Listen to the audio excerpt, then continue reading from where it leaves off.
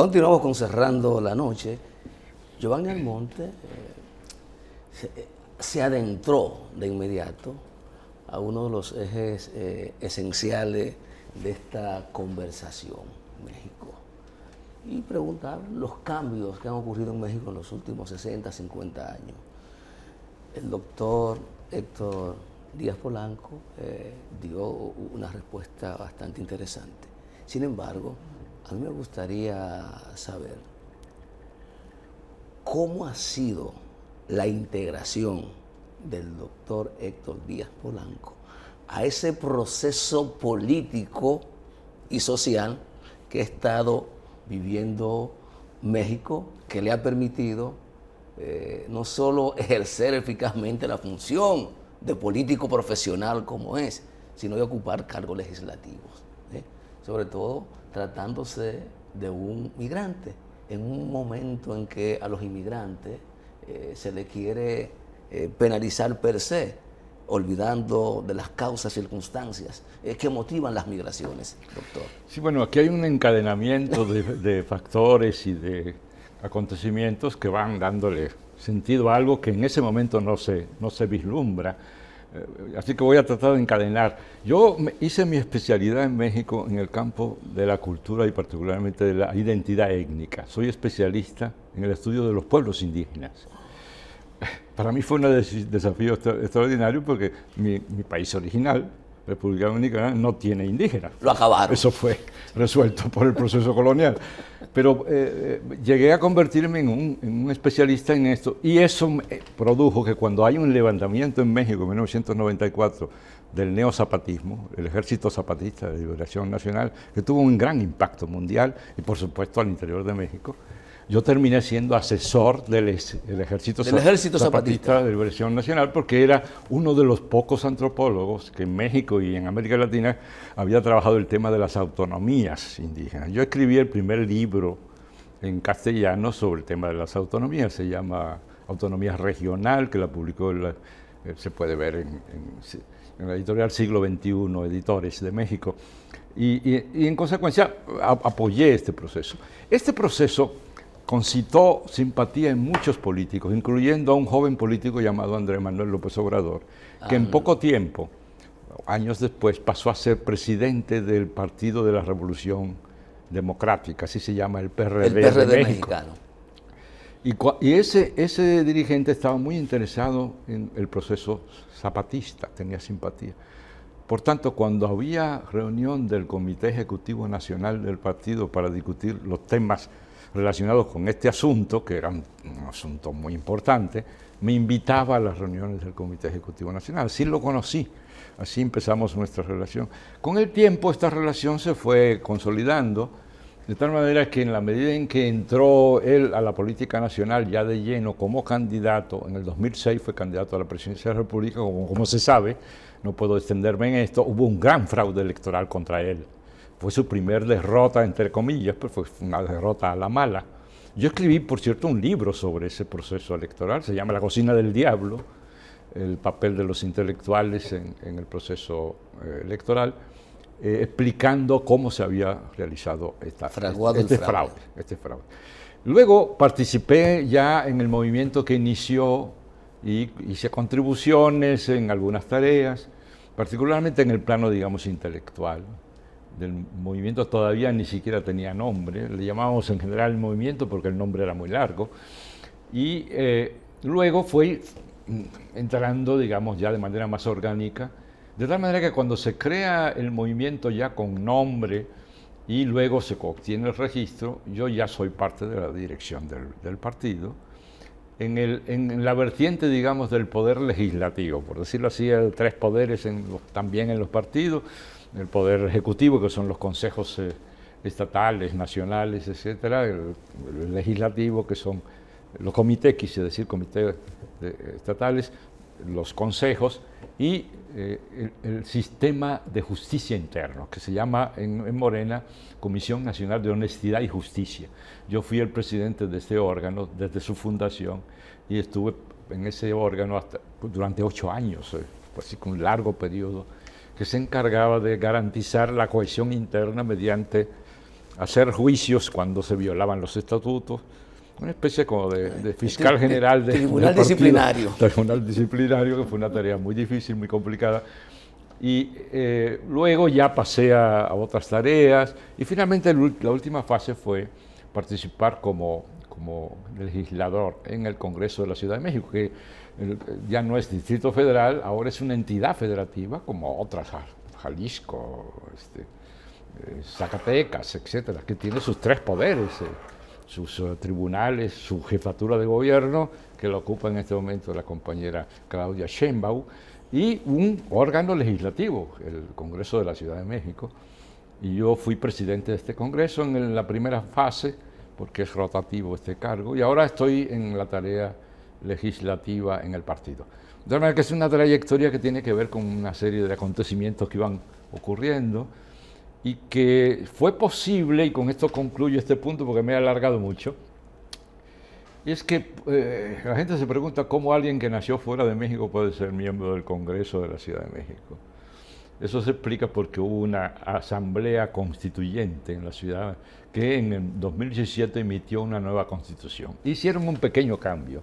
En el artículo que decía, como en todos los artículos relativos a cargos en México, dicen que hay que ser mexicano por nacimiento. Así que yo no puedo ser senador, yo no puedo ser presidente, no puedo, por supuesto. En esa constitución no podía. Y en esa constitución, y solo en esa, se hizo un pequeño cambio. Se canceló la parte de por nacimiento y se dijo mexicano por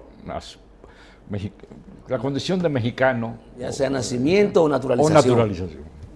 De tal manera que entonces yo pude ser candidato y por eso soy el primer no nacido en México, en toda la historia de México, que ocupa un lugar en un órgano legislativo. Nosotros creo que tenemos que hacer un ciclo de programas con el doctor, porque han surgido muchas cosas interesantes.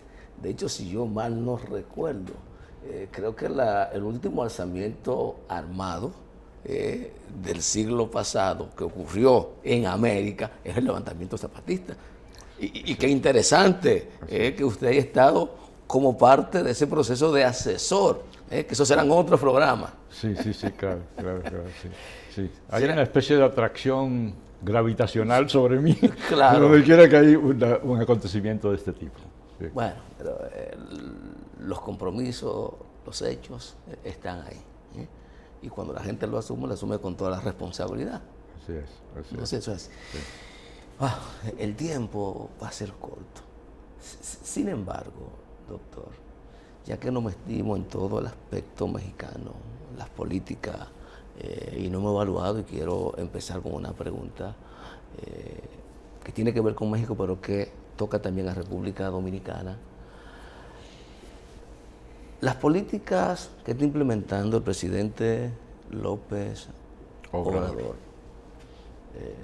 que evidentemente fue el candidato ganador a través de Morena.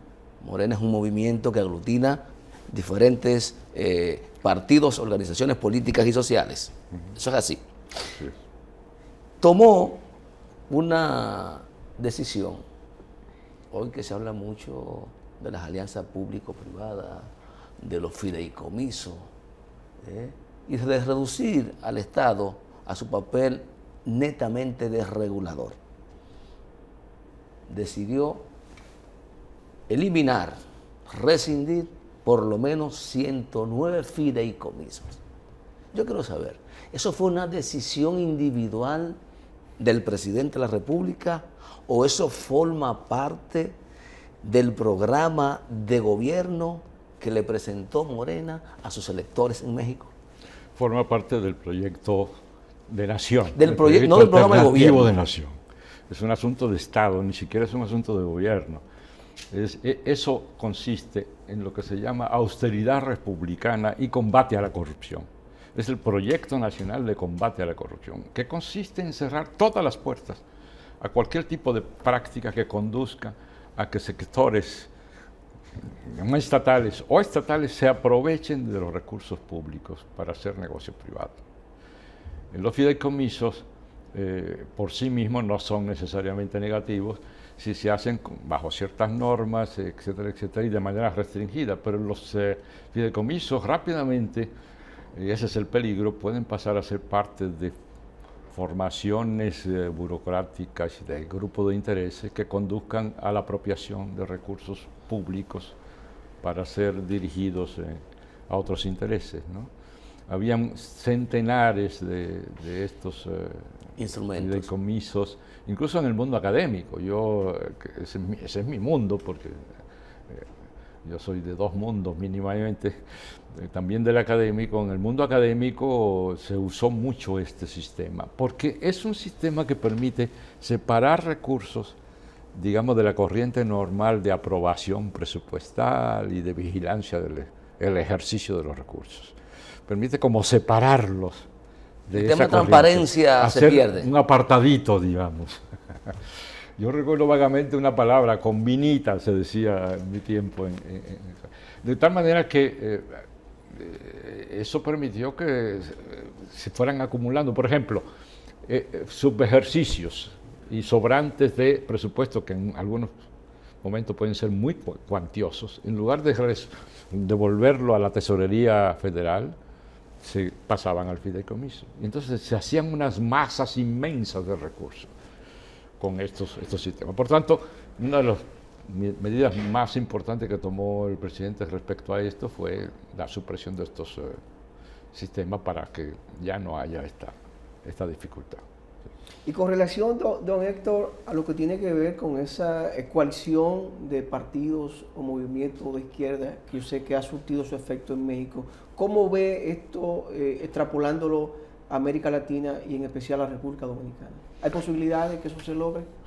Yo creo que sí. Yo creo que en realidad, si uno examina los acontecimientos ya realizados en América Latina, encuentra, me refiero a los países que entran dentro de esta corriente llamada de ola progresista o ciclo progresista, todas prácticamente han sido resultado de coaliciones políticas, de constelaciones de políticas diversas, que un poco rompen con la visión de la izquierda ortodoxa anterior, que suponía que una sola construcción, una sola concepción política podía ser suficiente como para hacer estos acuerdos. Ahora de lo que estamos hablando es de grandes bloques políticos que, siguiendo justamente las concepciones de Gramsci, conducen a constelaciones ideológico-políticas capaces de atraer a grandes masas populares.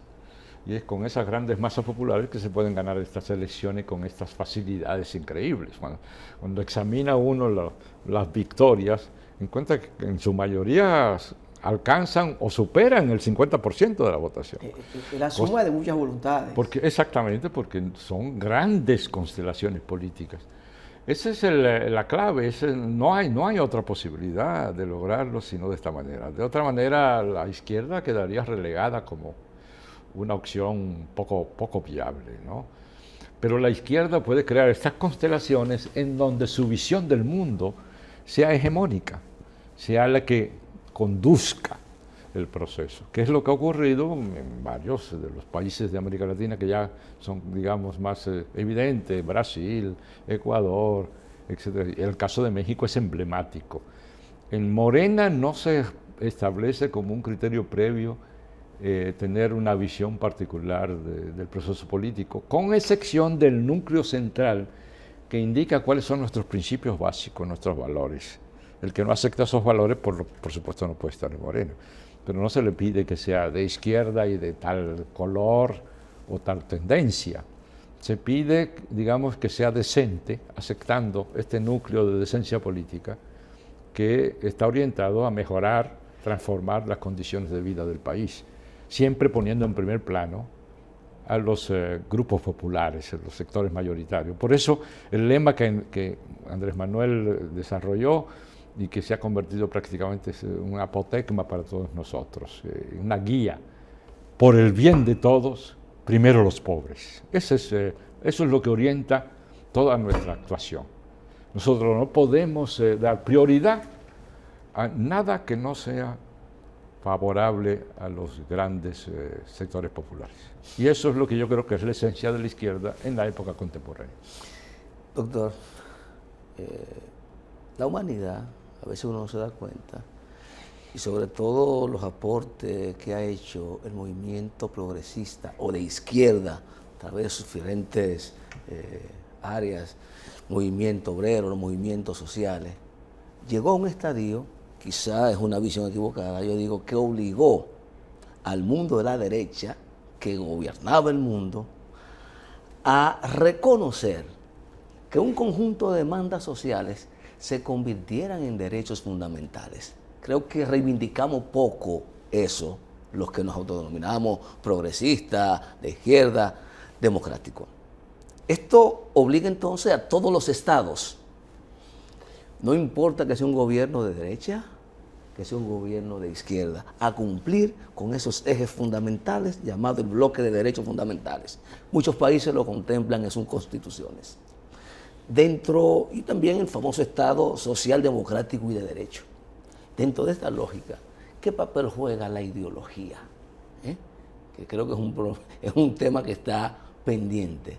¿Qué papel juega la ideología? Sí, bueno, muchos aspectos, pero en relación con el punto que plantea, el punto relativo a la no permanencia en el poder con independencia de la voluntad popular. Y para eso hay que evitar cualquier tipo de mecanismo que conduzca a la manipulación del voto de la gente. Y una manera de manipular el voto es favorecer a la gente con la oferta de mientras yo esté, te beneficias, si me sacas del poder, ya pierdes el beneficio. Por eso es que cualquier reivindicación que defendamos la izquierda, hay que, como lo está indicando muy bien compañero Junior, hay que convertirla en derechos.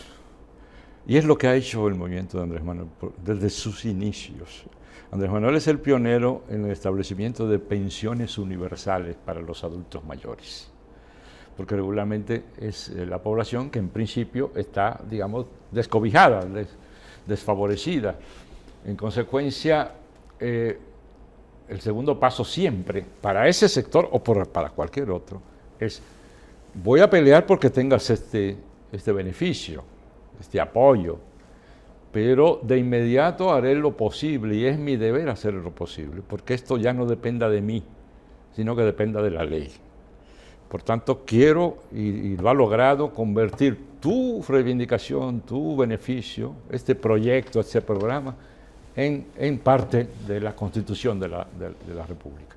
Entonces, ahora en México hay derecho a tener, si eres niño, adolescente, niña, niño, adolescente, a tener garantizado el apoyo público para poder estudiar. No podemos dejar, Andrés Manuel lo dice mucho, no le podemos dejar en la calle a los delincuentes, a nuestros niños, nuestros adolescentes, porque los capturan. Hay que mantenerlos en la escuela estudiando. Si eres universitario, tienes garantizado una beca para estudiar en el nivel universitario. Si eres adulto mayor... Hay beca universal. Sí, universal. No se te pregunta ni tu nombre, bueno, tu nombre sí, pero ni tu tendencia, ni quién es tu papá, nada. Condición ciudadano. Si eres ciudadano tienes ese derecho. Todos los adultos mayores de 65 años, normal mayor de 65 Pensión años universal. Y especial mayor de los pueblos indígenas de 60 años, los indígenas 60, los demás a los 65 años tienen un derecho universal ya constitucional, constitucional porque lo impulsó Andrés Manuel y Morena, tienen derecho a una pensión universal y vitalicia. Y así por el estilo, de tal manera que todas las grandes reivindicaciones, por supuesto todo lo relativo al favorecimiento de la equidad de género, en México y en Morena eso es casi religioso. Es decir, no puede haber en ninguna estructura, ni gubernamental ni partidaria, una situación que no sea bajo el principio, el canon de la equidad de género. Por ejemplo, para empezar, la dirección del partido, si hay un presidente, el secretario general tiene que ser mujer. Y en efecto así es hoy el compañero Mario y la compañera Citlali Hernández. Si hay un gobernador, el siguiente cargo... Practican la paridad. Absoluto. Y el gabinete de Andrés Manuel es paridad absoluta. Es decir, todo tiene que ser paritario porque sabemos que el patriarcado es uno de los males construidos a lo largo de la historia por la humanidad. Cada vez que una organización política, un movimiento político, un partido, osa presentar una candidatura antineoliberal, inmediatamente es estigmatizada como populista, de izquierda, que destruye la economía, que bueno, que es un fracaso, es un fracaso. De esto no escapó Manuel López Obrador. Dentro de esa lógica, ¿cómo lograron desactivar? Porque yo siento que todo eso se desactivó en México hoy día. No escuchamos ese tipo de presión que había en los años previos y luego a que logran el poder. ¿Cómo desactivaron eso? Bueno, sigue existiendo pero no de con parte de presión. los sectores de Claro. derecha que siguen insistiendo en que todo anda mal, pero sí, en efecto, una de las digamos, esperanzas que tenía la derecha, entre otras, la derecha siempre tiene la esperanza de, bueno, este se va a llevar finalmente, siendo de izquierda, se va a llevar mal con el ejército, así que esa es una posibilidad. Si nos va mal, por ahí tenemos un chance. Pero además, siendo antineoliberal, no va a saber manejar las variables macroeconómicas, como es obvio, y entonces el peso se va a derrumbar, va a haber la inflación, escasez. Si uno revisa los resultados actuales, la moneda más estable de América Latina y una de la segunda más estable del mundo es el peso mexicano. No solo no se ha devaluado, sino que se ha valuado. Cuando empezó estaba en 20 y ahora está en 19, incluso a veces baja al 18. En segundo lugar, no va a haber inversión, porque todo el mundo se va a asustar, claro, con esos comunistas que acaban de llegar al poder. ¿Cómo va a pelear como sector económico? Así es. Las inversiones económicas, las inversiones directas, extranjeras, directas, están en un nivel récord mundial de la historia mexicana. El crecimiento de la economía se ralentizó, por supuesto, por el asunto de los 2 años prácticamente de pandemia, que le tocaron en mala suerte a Andrés Manuel, pero pasado este proceso ya la economía empieza a crecer a muy buen ritmo. La capacidad de exportación del país ha mejorado. De hecho, México acaba de desbancar hace poco a China y a nada menos que a Canadá como primer socio comercial de Estados Unidos. En este momento México es el primer socio comercial de Estados Unidos, es decir, el intercambio entre esos dos países es el primero del mundo. Y estamos en condiciones de prever mejorías muy sustanciales. Un liberal podría estar muy contento con eso. Por supuesto, la derecha mexicana nunca lo estará. Y en segundo lugar dirá, sí, pero párate ahí. Pero no, pues si te paras ahí, entonces no eres de izquierda. La contrapartida de todo eso es que además estés beneficiando los grandes sectores populares, que estés promoviendo la redistribución de la riqueza del país. O sea, y que por el bien para todos, en especial para los pobres. Exactamente.